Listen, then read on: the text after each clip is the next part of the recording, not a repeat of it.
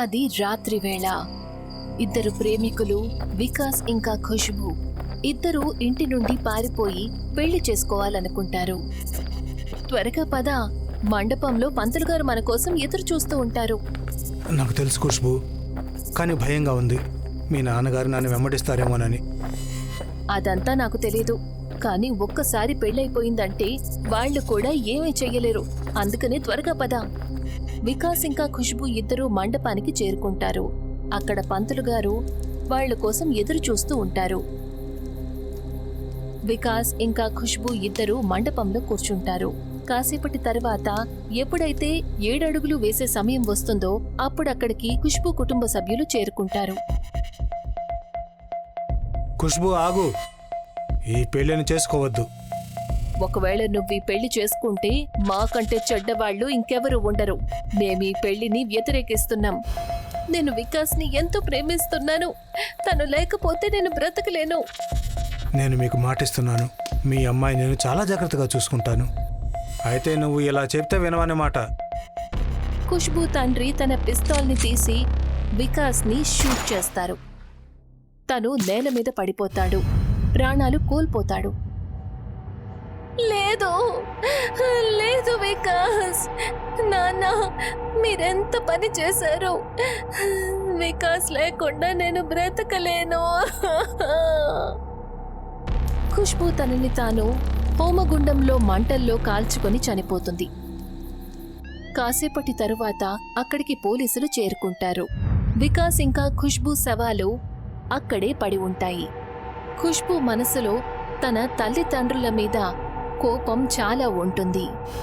ఉన్నట్టుండి ఖుష్బూ కాలిన శవం తనంతటి తనే కళ్ళు తెరుస్తుంది తన పగ కోసం. 100 సంవత్సరాల తరువాత పట్నంలో నివసించే ఇద్దరు ప్రేమికులు నతాషా ఇంకా సుమిత్ 3 ఏళ్ల రిలేషన్ తరువాత పెళ్లి చేసుకోవాలని అనుకుంటారు. నేను మా ఇంట్లో నిన్ను పెళ్లి చేసుకోవడం గురించి మాట్లాడాను, కానీ వాళ్ళు నిరాకరించారు. వాళ్ళేమన్నారంటే నా కోసం అబ్బాయిని వాళ్ళు వెతుకుతారట. మా అమ్మా నాన్నలు నా లవ్ మ్యారేజ్ ని వ్యతిరేకిస్తున్నారు. ఇదే జరుగుతుందని నాకు తెలుసు. ఇప్పుడు మనం పారిపోయి పెళ్లి చేసుకోవాలి. పారిపోయా? ఏ, నీకేమైనా ప్రాబ్లం ఉందా? లేదు, కానీ మనం పారిపోయి ఎలా పెళ్లి చేసుకుంటాం, ఎక్కడ చేసుకుంటాము? దాని గురించి నువ్వేం కంగారు పడుకు. నువ్వు నీ ఫ్రెండ్ ఎవరినైనా పిలువు, నేను కూడా నా ఫ్రెండ్ని పిలుస్తాను. మనం ఏదైనా ఊరికి వెళ్ళి చిన్న మండపంలో పెళ్లి చేసుకుందాం. నాకు ఒక ఊరి గురించి తెలుసు. అక్కడ పారిపోయి పెళ్లి చేసుకుంటే ఎప్పుడు కూడా దొరికిపోరట. సుమిత్ ఏ ఊరి గురించైతే మాట్లాడుతున్నాడో ఆ ఊరి పేరు ఝేలం. ఆ ఊర్లోనే 100 ఏళ్ల క్రితం వికాస్ని చంపేశారు. ఇక ఖుష్బూ తన ప్రాణాలు కోల్పోయింది. సుమిత్ తన స్నేహితుడు ప్రీతంని పిలుస్తాడు. ఇక నతాషా తన స్నేహితురాలు షీలాని పిలుస్తుంది. వాళ్ళు నలుగురు ఉదయం పూట స్టేషన్లో కలవాలనుకుంటారు. భలే భలే, రోజులు మారిపోయాయి. ఒకప్పుడు మనం స్టేషన్లో వేరే పనుల మీద కలుసుకునేవాళ్ళం, కానీ ఇప్పుడు ఎంత పెద్దవాళ్ళం అయిపోయామంటే స్నేహితుడు పారిపోయే పెళ్లికి సహాయం చేస్తున్నాము. నువ్వు వచ్చినందుకు చాలా సంతోషంగా ఉంది. నువ్వు నా ఫ్రెండు కదా, ఫ్రెండ్ కోసం ప్రాణాలైనా ఇస్తాను. అంతలోనే అక్కడికి నతాషా ఇంకా షీలా కూడా వస్తారు. వాళ్ళు ఝేలంకి వెళ్లడానికి ట్రైన్ ఎక్కుతారు. సుమారు 24 గంటల తరువాత వాళ్ళు ఝేలం గ్రామానికి చేరుకుంటారు. మనం ఇక్కడికి చేరుకున్నాము, కానీ ఇక్కడ ఎక్కడుంటాము? ఆబ్వియస్లీ హోటల్లో ఉంటాము. నువ్విప్పుడు కాస్త స్మార్ట్గా తయారయ్యావని నేను అనుకున్నాను, కానీ నువ్వు ఇంకా అలాగే ఆలోచిస్తున్నావు. ఈ పల్లెటూరులో మీ నాన్నేమైనా హోటల్ పెట్టారా? ఏ శీలా, మా నాన్న గురించేమనుకో, అంటే నా కోపం వస్తుంది. కోపం వస్తే ఏం చేస్తావు? ప్లీజ్, గొడవ పడ్డం ఆపుతారా మీరిద్దరూ? ఎప్పుడైతే నతాషా మాట్లాడుతూ ఉంటుందో అప్పుడు అక్కడికి ఒక ముసలి వ్యక్తి వస్తాడు. అతను చాలా భయంగా కనిపిస్తూ ఉంటాడు. మీరందరూ ఈ ఊరికి కొత్తగా వచ్చినట్లున్నారు. మీకు ఉండటానికి చోటు కావాలంటే నాతో పాటు రండి. ఇతని వెంట వెళ్ళడం అంత మంచి పని కాదనిపిస్తుంది నాకు భయం వేస్తుంది. మన దగ్గర వేరే దారి కూడా లేదు. ఇంకెక్కడికైనా వెళ్ళడానికి మనకు చోటు దొరుకుతుందో లేదో కూడా తెలియదు. అవును, నువ్వు చెప్పింది నిజమే సుమిత్. ఈ ప్రీతం ప్రతి దానికి భయపడతాడు. నువ్వు కాస్త నోరు మూసుకోసేలా. అందరూ ఆ ముసలి వ్యక్తి వెనకే వెళ్తారు.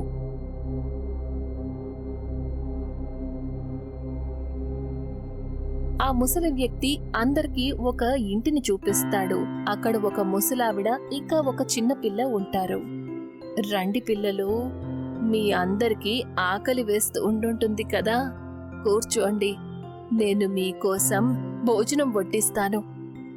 అంతలో అక్కడున్న ఆ అమ్మాయి ఇలా అంటుంది, ఆ భోజనం తినకండి, ఆ భోజనాన్ని తినకండి. ఆ అమ్మాయి అలా చెప్పిన తరువాత కూడా వాళ్ళు తినడం మొదలు పెడతారు. అప్పుడే సుమిత్ ఇలా అంటాడు, మాకు భోజనం పెట్టినందుకు మీకు ధన్యవాదాలు. ఇక్కడ ఏదైనా గుడి గాని కోర్టు గాని ఉందా మేము పెళ్లి చేసుకోవడానికి? ఆ ఇక్కడ ఈ ఊర్లో ఒక మందిరం ఉంది. అక్కడ ఎంతో మంది బయట వాళ్ళు వచ్చి పెళ్లిళ్లు చేసుకుంటారు. అక్కడే పంతులు గారు కూడా కూర్చుని ఉంటారు. అతను అందరికీ పెళ్లిళ్లు జరిపిస్తూ ఉంటారు. ఇది చాలా మంచి విషయం. పదండి, మీరిద్దరు ఇవాళ వెళ్ళి పెళ్లి చేసుకోండి. ఎందుకంటే నాకెక్కడ అసలు ఏమీ నచ్చడం లేదు. పెళ్లి చేసుకోండి, తర్వాత ఎక్కడి నుంచి వెళ్ళిపోదాం. పదండి, నేను మీకు ఆ గుడి ఎక్కడుందో చూపిస్తాను. వాళ్ళు నలుగురు ముసలాయన వెనక వెళ్తారు.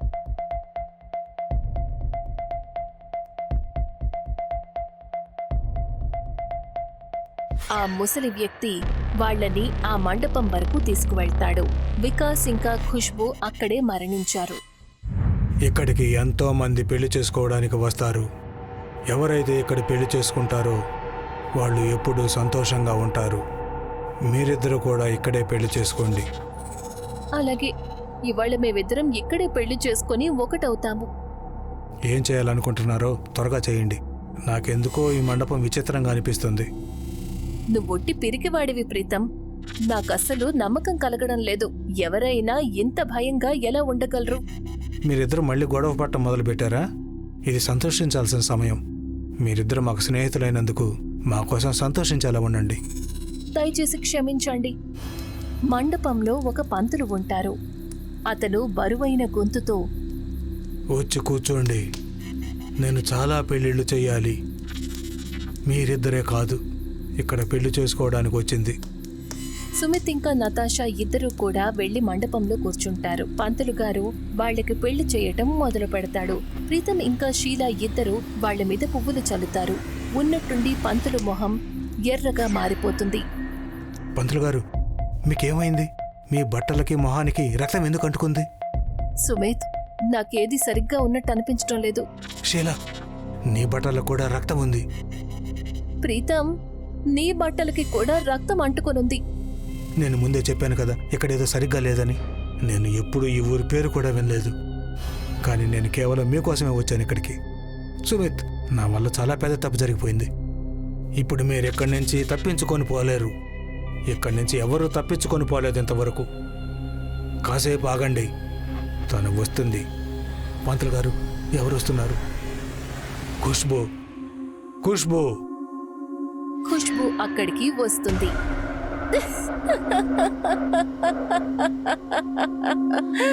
నా పెళ్లి జరగనప్పుడు నేను ఎవరికి పెళ్లి జరగనివ్వను. కానీ మీరేం కంగారు పడకండి. మీరిద్దరూ ఎప్పటికీ ఈ ఊర్లో ఒకటిగానే కలిసి ఉంటారు. ఎలాగైతే ఆ ముసలావిడ ఇంకా ముసలాయన ఒకరితో కలిసి ఒకరు ఉంటున్నారు. వాళ్ళ ఇంట్లో మీరు భోజనం చేశారు. పారిపోండి, పారిపోండి. వాళ్ళు నలుగురు ప్రాణాలు కాపాడుకోవడానికి పరిగెడతారు. ప్రీతం ఇంకా షీలా ఒకటిగా కలిసి ఒకవైపు పరిగెడతారు. సుమిత్ ఇంకా నతాషా మరొక వైపు. ప్రీతం ఇంకా షీలా భయంతో రోడ్డు వైపు పరిగెడతారు. నేను చెప్పాను ఇక్కడేదో గందరగోళం ఉందని, కానీ నువ్వు నా మాటలు పట్టించుకోలేదు. నన్ను క్షమించు ప్రీతం, కానీ మనం పారిపోవాలి.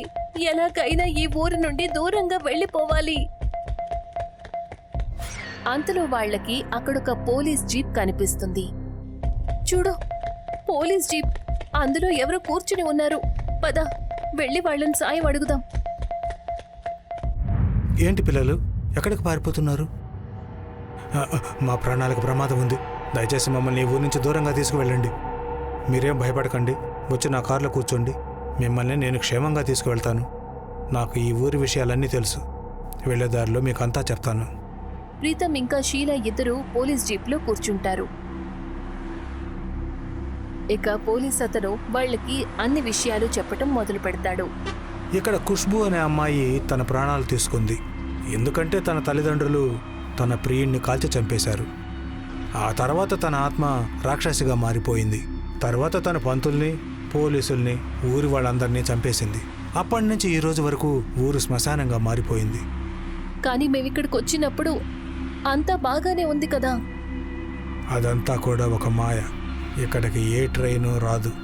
మీలాంటి వాళ్ళు ఇక్కడికి దారి వెతుక్కుంటూ వస్తారు, పారిపోయి పెళ్లి చేసుకోవాలని. ఇక్కడ ఉన్న వాళ్ళు ఎవరూ ప్రాణాలతో లేరు. అయితే మేము ఈ ఊరి నుండి ఎలా బయటకు వెళ్తాం? బయటకా? ఇక్కడికి ఎవరైనా వస్తే వాళ్ళు ఎప్పటికీ ప్రాణాలతో మళ్ళీ వెళ్ళలేరు. నిజానికి శాశ్వతంగా మా ప్రపంచంలో ఇరుక్కుపోతారు. పోలీసు మొహం కూడా మారిపోతుంది. ఆ పోలీస్ వాళ్ళని మళ్ళీ మండపం దగ్గరికి తీసుకువెళ్తాడు. ఎప్పుడైతే ప్రీతం ఇంకా షీలా అక్కడికి చేరుకుంటారో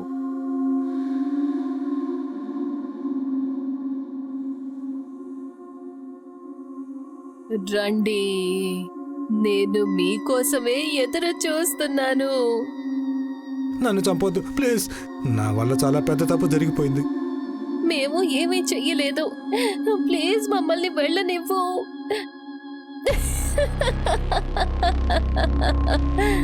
భయపడకండి, మీరు నా మండపంలో ఉన్నారు. ఎవరినైనా నేను ఇక్కడి నుంచి నా ప్రపంచంలోకి తీసుకువెళ్తాను. అక్కడ వాళ్ళు చాలా సంతోషంగా ఉంటారు. ఏంటి, నేను చెప్పింది నిజమే కదా అమ్మా నాన్న? ఖుష్బూ అమ్మా నాన్నలు చేతులు చెవులు లేకుండా తన వెనకే నిలబడి ఉంటారు. సమాధానం చెప్తారు. అవునమ్మా, నువ్వు చెప్పింది నిజమే.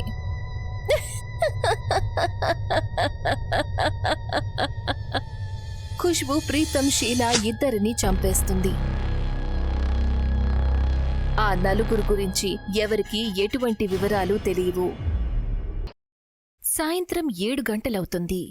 అల్ఫ్రెడ్ పార్క్లో వాతావరణం చాలా బావుంటుంది. మేఘనా మొహంలో ఒక విచిత్రమైన సంతోషం కనిపిస్తూ ఉంటుంది. ఇష్మిత్ తన చేతుల్లో ఉంగరం పట్టుకుని ఒక కాలితో మోకాల మీద కూర్చుని ఉంటాడు. మేఘన, ఇవాళ నేను నీకు ఒక విషయం చెప్పాలనుకుంటున్నాను. బహుశా ఆ విషయం నీకు ముందే తెలుసు. ఆ మాట విని మేఘన ఇష్మిత్ కళ్ళల్లోకి చూస్తుంది. ఆ తర్వాత మళ్ళీ ఉంగరం వైపు చూస్తుంది. మేఘన, happy Valentine's day and I love you. నువ్వు నా జీవితంలోకి వచ్చి దాన్ని ఇంకా అందంగా మారుస్తావా?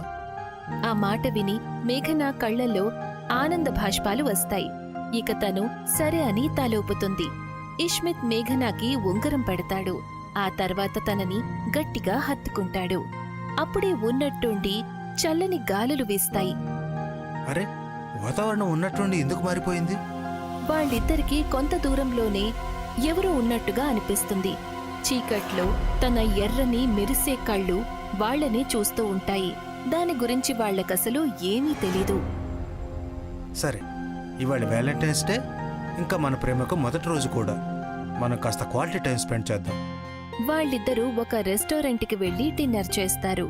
ఇక ఆ తర్వాత షాపింగ్ మాల్ వైపు వెళ్తారు. మూవీ టికెట్స్ తీసుకుని వాళ్ళిద్దరూ హాల్లోకి వెళ్లి కూర్చుంటారు. లైట్స్ ఆఫ్ అవుతాయి. ఆ తర్వాత సినిమా మొదలవుతుంది. ఇది హారర్ మూవీ లాగా ఉంది. అవును, హారరే మై లవ్. హాల్లో వెలుగు చాలా తక్కువగా ఉంటుంది. అప్పుడే సీటు కింద నుంచి ఒకరి భయంకరమైన చెయ్యి వస్తుంది. అది మేఘన కాలు పట్టుకుంటుంది.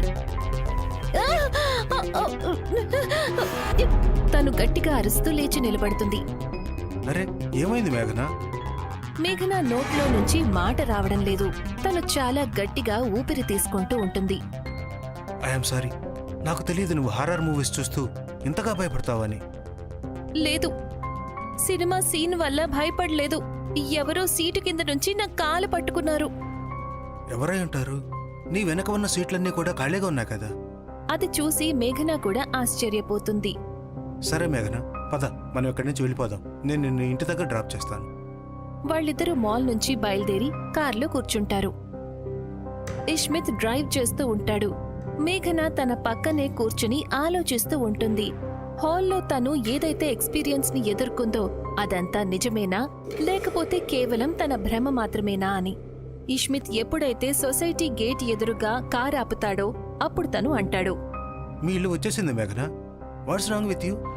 ఇష్మిత్, అదంతా నా భ్రమని నాకు అనిపించడం లేదు. నాకు ఎందుకిలా అనిపిస్తోందో తెలీదు. ఎవరో ఇప్పుడు కూడా నా చుట్టుపక్కల ఉన్నారనిపిస్తోంది. ఇంట్లో ఒంటరిగా ఉంటే నాకింకా భయంగా ఉంటుంది. సరే, ఇవాళ రాత్రికి నేను మీ ఇంట్లోనే ఉంటాను, సరేనా? ఆ మాట విన్నాక మేఘనాకి కాస్త ధైర్యం వస్తుంది. ఇష్మిత్ కార్ని సొసైటీ పార్కింగ్లో పెడతాడు. ఇద్దరూ మేఘనా ఫ్లాట్కి వెళ్తారు. బెడ్రూంలోకి వెళ్లిన తరువాత ఇష్మిత్ వెంటనే నిద్రపోతాడు. తన పక్కనే పడుకుని ఉన్న మేఘన ఇంకా ఆలోచిస్తూనే ఉంటుంది, అసలు తన కాలు పట్టుకుని లాగిన చెయ్యి ఎవరిది అని. మనసులోనూ మెదడులోనూ భయం ఉండడం వల్ల తనకి ఎప్పుడు నిద్ర పట్టిందో అది తనకే తెలియలేదు. మేఘనా, మేఘనా, లే మేఘనా, లే. అలా వినగానే మేఘన కళ్ళు తెరుస్తుంది. తను చూసేసరికి తన బెడ్ ఎటువంటి చోట ఉంటుందంటే అసలు దూర దూరాల వరకు అక్కడ మొత్తం చీకటిగానే ఉంటుంది. నేను ఎక్కడికొచ్చాను?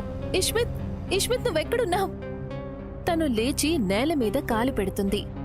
తను కొన్ని అడుగులు ముందుకు వేస్తుందో లేదో అంతలో నేలలో నుంచి 2 చేతులు బయటికొస్తాయి. ఆ 2 తన 2 కాళ్ళని పట్టుకుంటాయి.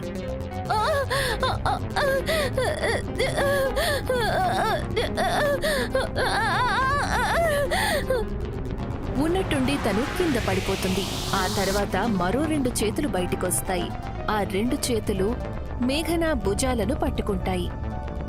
మేఘన చేతులు కాళ్ళు కదపలేకపోతుంది. తను తనని వదిలించుకోవడానికి ఎంతో ప్రయత్నం చేస్తుంది. అంతలో తన వయసులో ఉన్న ఒక అమ్మాయి తనకి ఎదురుగా రావడం కనిపిస్తుంది. ఆ అమ్మాయి మొహం పూర్తిగా నీలిరంగులో ఉంటుంది. కళ్ళు ఎర్రగా మెరుస్తూ ఉంటాయి. గోర్లు కూడా చాలా పొడవుగా పదునుగా ఉంటాయి. మొహంలో దారుణమైన కోపం కనిపిస్తూ ఉంటుంది. తను దగ్గరికి రావడం చూసి మేఘన భయం మరింత ఎక్కువ అవుతుంది. నన్ను వదలండి, వదలండి. ఆ అమ్మాయి మేఘన దగ్గరకొచ్చి పక్కన కూర్చుంటుంది. తను తన పంజాతో మేఘన చేతులను కీరటం మొదలు పెడుతుంది.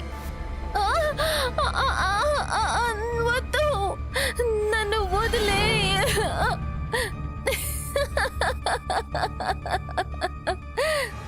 మేఘన 2 చేతులను చాలా దారుణంగా గీరుతుంది.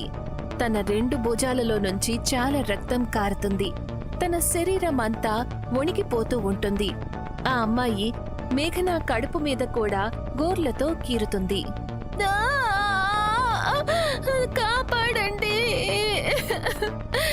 ఎవరు నువ్వు? ఎందుకు నన్ను ఇలా ఇబ్బంది పెడుతున్నావు? నేనెవర్నా? అది నువ్వు నీ తండ్రిని అడుగు. సురేష్కి అంతా తెలుసు అని చెప్పి తను మేఘన పీక నొక్కడం మొదలు పెడుతుంది. మేఘనాకి అప్పుడే మరొక గొంతు వినిపిస్తుంది. మేఘనా, లే, ఏమైంది నీకు? తను కళ్ళు తెరుస్తుంది. అప్పుడు ఎదురుగా తన రూంలో ఇష్మిత్ పక్కనే ఉంటుంది. తను పెద్దగా ఊపిరి తీసుకుంటూ ఇలా అంటుంది, ఇష్మిత్, నువ్వు నన్ను లేపడం మంచిదయ్యింది. నాకైతే చాలా భయంకరమైన కల వచ్చింది. అదంతా సరే, కానీ నీ శరీరం మీద ఈ గుర్తులన్నీ ఏంటి? పడుకునే ముందైతే నువ్వు బానే ఉన్నావు కదా? ఇష్మిత్ మాటలు విన్న తర్వాత మేఘన గమనిస్తుంది. ఇష్మిత్, ఇష్మిత్, అసలు నాకేం జరుగుతోంది? ఈ గాయాలన్నీ నాకు కలలో అయ్యాయి.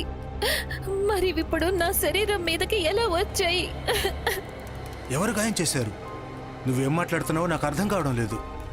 నేను కలలో ఒక నిర్మానుష్యమైన చోటున్నాను. ఒక భయంకరమైన అమ్మాయి తన పదునైన గోర్లతో నా శరీరం మీద గాయాలు చేసింది. తను నా పీక కూడా నొక్కబోయింది. అప్పుడే నువ్వు నన్ను నిద్ర లేపావు. అంటే దీని అర్థం తను ఏవైతే గాయాలు కలలో చేసిందో అవి నిజంగా అయ్యాయా? అవును, నాకు చాలా భయంగా ఉంది ఇష్మిత్. నాకు ఇలా చెప్పడానికి విచిత్రంగా అనిపిస్తుంది, కానీ ఇదేదో ఆత్మ చేస్తుంది అనిపిస్తుంది. కానీ ఇదంతా ఏంటో మనం ఎలా తెలుసుకోవాలి? తన గురించి నేను మా నాన్నని అడగాలి అని తను చెప్పింది. నాన్న నా దగ్గర ఏదో దాస్తున్నారని నాకు అనిపిస్తోంది. కంగారు పడుకు, మనమిద్దరం రేపే మీ నాన్న కలుద్దాం. ఆయన కలిసిన తర్వాతే మనకు ఈ రహస్యం గురించి తెలుస్తుంది. ఇష్మిత్ రాత్రంతా మేఘనాతో మెలకువగానే ఉంటాడు. తెల్లవారిన తరువాత తను తనతో పాటు మేఘనాని సీతాపూర్కి తీసుకువెళ్తాడు. సురేష్ అక్కడే ఉంటాడు. అమ్మా మేఘన, నువ్వు ఉన్నట్టుండి ఇక్కడికి? మేఘన తనకి జరిగిన విషయమంతా చెప్తుంది.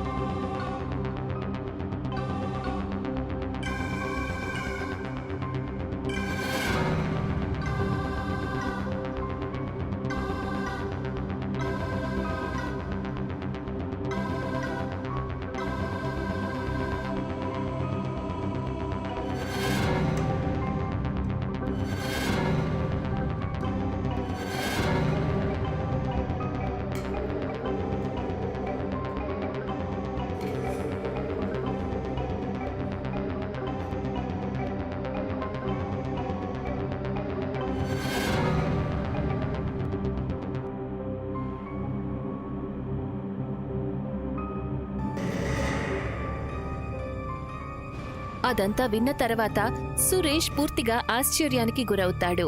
కళ్లల్లో భయం కనిపిస్తుంది. భగవంతుడా, నేనసలు నమ్మలేకపోతున్నాను. తను తిరిగొచ్చిందా? ప్లీజ్ నాకు చెప్పండి. మీకు తెలుసా తన గురించి? తను నన్ను ఎందుకు గాయపరుస్తోంది? తన పేరు అవంతిక. నాకు మీ అమ్మకి పెళ్ళైన 3 ఏళ్లప్పుడు జరిగిన సంఘటన ఇది. మాకు అసలు పిల్లలు లేరు. మెడికల్ రిపోర్ట్ ప్రకారం లోపం మీ అమ్మలో కాదు, నాలో ఉంది. రాత్రి 12 గంటల సమయం. అగ్నిగుండం మండుతూ ఉంటుంది. దాని ఎదురుగా ఒక తాంత్రికుడు కూర్చుని ఉంటాడు. ఒక అమ్మాయి చేతులు కాళ్ళు కట్టేసి ఉంటుంది. నోటిని కూడా కట్టేస్తారు. తను నేల మీద నిస్సహాయంగా కూర్చుని ఉంటుంది. పక్కనే చేతిలో ఖడ్గం పట్టుకొని సురేష్ నిలబడి ఉంటాడు. సురేష్, నువ్వు ఆ అమ్మాయిని బలిచ్చి నీ జాతకంలో ఉన్న దోషాన్ని పోగొట్టుకోవాలి. ఆ తరువాత నీకు పిల్లలు పుడతారు. కానీ మళ్ళీ ఒకసారి ఆలోచించుకో, ఇలా చేయడానికి నీ మనసు అంగీకరిస్తుందా? సురేష్ ఏమాత్రం జవాబు చెప్పకుండా ఆ అమ్మాయి తలను నరికేస్తాడు. ఇది సంపన్నమైంది. ఇక నువ్వు కేవలం ఒక పని చేయాలంతే. ఏం పని బాబా? ఈ అమ్మాయి ఆత్మ తిరగడం మొదలు పెడుతుంది. నీ మొదటి సంతానం 3 నెలల తర్వాత నువ్వు అమావాస్య రోజు రాత్రి తనని ఇక్కడికి నా దగ్గరకు తీసుకురావాలి. నేను ఈ అమ్మాయి ఆత్మని పిలుస్తాను. అప్పుడు నువ్వు నీ చేతులతో నీ బిడ్డను బలివ్వాలి. అప్పుడు ఈ ఆత్మ పగ నెరవేరుతుంది. ఆ తర్వాత తనకి ముక్తి లభిస్తుంది. ఆ తర్వాత నీకు ఏ సంతానం అయితే కలుగుతుందో వాళ్ళకి ఎటువంటి ప్రమాదము ఉండదు. నీ కుటుంబం ఎంతో ప్రశాంతంగా జీవిస్తుంది. సరే బాబా, పిల్లలు లేకుండా ఉండటం కంటే నేను ఇలా చేయడమే మంచిది. నేను ఏమనుకున్నానంటే నా మొదటి సంతానాన్ని తప్పకుండా బలివ్వాలని. అప్పుడు అవంతిక ఆత్మకి ముక్తి లభిస్తుందని, నా కుటుంబం ఎంతో సంతోషంగా ఉంటుందని. కానీ నువ్వు జన్మించాక, నువ్వు పుట్టడంతోనే మీ అమ్మ చనిపోయింది. నిన్ను చేతుల్లోకి తీసుకున్న తర్వాతే నాకు అర్థమయ్యింది, ఒక తండ్రి తన బిడ్డ ప్రాణాలను తీయలేడని. 3 నెలలు పూర్తయిన తర్వాత ఆ తాంత్రికుడు మన ఇంటికొచ్చాడు.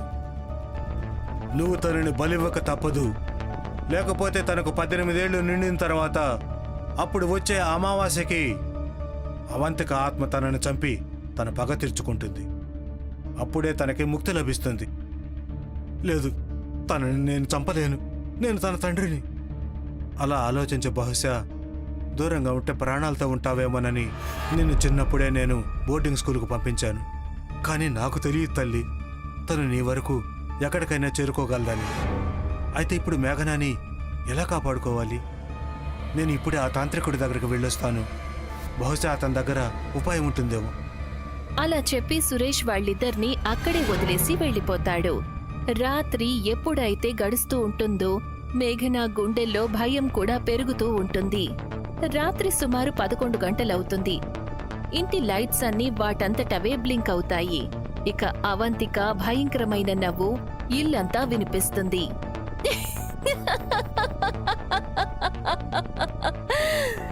నేను నిన్ను తీసుకువెళ్తాను మేఘనా, తీసుకెళ్తాను.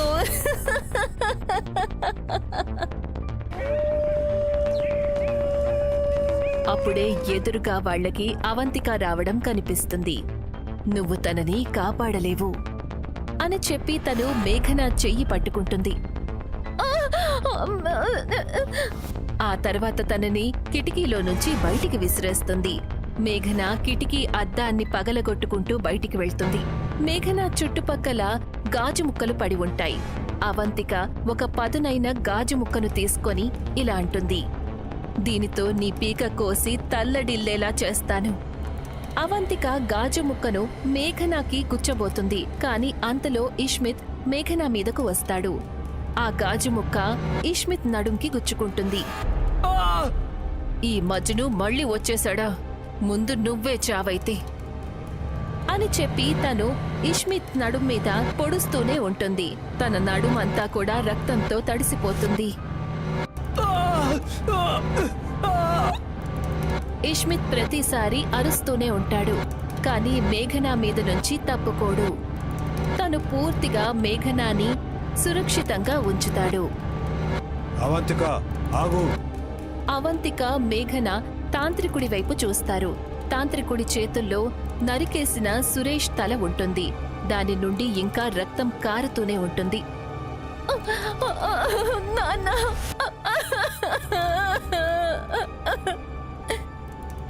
సురేష్ తన ఆత్మని త్యాగం చేశాడు. ఆ విధంగా నీ పగ తీరినట్లే. నీకు మేఘనా ప్రాణాలు తీయాల్సిన అవసరం లేదు. ఇక నీకు ముక్తి లభిస్తుంది. ఆ మాట విని అవంతిక తాంత్రికుడి దగ్గరికి వెళ్తుంది. తను సురేష్ తలను అతని దగ్గర నుంచి తీసుకుని నేల మీదకు విసిరేసి ఎంతో భయంకరంగా నవ్వుతుంది.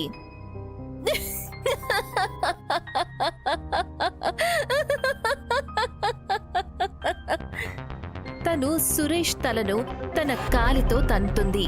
ఆ తర్వాత మాయమైపోతుంది. నా వల్ల నాన్న ప్రాణాలు పోయాయి. నువ్వు కూడా చాలా బాధను అనుభవించాల్సి వచ్చింది. నిన్ను నువ్వు నిందించుకోవద్దు. బహుశా ఈ కథ ఇలాగే అంతం అవ్వాలనుందేమో. ఇష్మిత్ మేఘనాని గట్టిగా హత్తుకుంటాడు. మేఘన కూడా తన కౌగిట్లో ప్రశాంతంగా ఉంటుంది.